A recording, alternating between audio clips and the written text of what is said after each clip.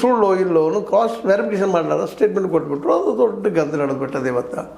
ಇದರಿಂದಾಗಿ ಸಹಜವಾಗಿ ಸ್ನೇಹಿ ಕೃಷ್ಣ ಅವ್ರ ಮೇಲೂ ಸಂಶಯಗಳು ಬರ್ತಾಯಿದ್ವು. ಈ ಹಿಂದೆ ನಾವು ಇದನ್ನು ರೆಫರ್ ಮಾಡಿದ್ವಿ ಈ ಸಂದರ್ಭನ. ಈ ನಮ್ಮ ಸೌಜನ್ಯ ಕೇಸ್ದಲ್ಲ ಅವ್ರ ಮಾವ ವಿಠ್ಠಲಗೌಡರ ಮೇನ್ ವಿಕ್ಟಿಮ್ ಅವನ ಮಾಡಿದವನಿಂದ ಆರೋಪ ಮಾಡಿದ್ರಿ ಅವರು. ನನಗೆಲ್ಲ ಸಾಕ್ಷಿಗಳಿದ್ದಾವೆ ಅಂತೇಳಿ. ಅದ ನಂತರ ಇದ್ರ ಬಗ್ಗೆ ಏನೂ ಮಾತಾಡೇ ಇಲ್ಲ. ಯಾಕೆ ಮಾತಾಡಲಿಲ್ಲ?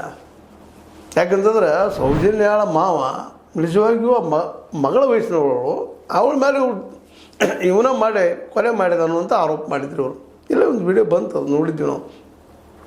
ಅದ್ರ ಮೇಲೆ ನಾವು ಪ್ರಶ್ನೆನೂ ಮಾಡಿದ್ವಿ. ಅದ್ರ ನಂತರ ಅದು ಯಾಕೋ ಡೆವಲಪ್ ಆಗಲಿಲ್ಲ. ಅಂದ್ರೆ ನಾವೇನು ಹೇಳೋದಿಲ್ಲಪ್ಪ ಅಂದರೆ ಯಾರ್ದೋ ಮಾತು ಕೇಳಿಕೊಂಡು ನಮಗೆ ಅವ್ರ ಮಾತನ್ನು ನೆರಗಟ್ಟಿನಲ್ಲಿ ನಾವು ಆರೋಪ ಮಾಡೋದು ಸುಲಭ ಮಾತಲ್ಲ ಮತ್ತು ಒಳ್ಳೆಯದು ಅಲ್ಲದು.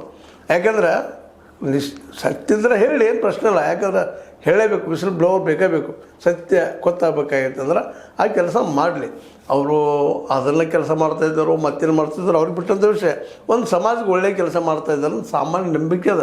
ಆದರೆ ಇಂಥ ಘಟನೆಗಳಿಂದ ಏನಾಗಿಬಿಡ್ತಪ್ಪ ಅಂದ್ರೆ ಸ್ನೇಹಿ ಕೃಷ್ಣ ಅವರು ಸತ್ಯ ಬ್ಲ್ಯಾಕ್ಮೇಲರ್ ಆಗಿರೋ ಬ್ಲ್ಯಾಕ್ಮೇಲ್ ಮಾಡ್ತಾಯಿರ್ತಾರೆ ಅನ್ನುವಂಥದ್ದು.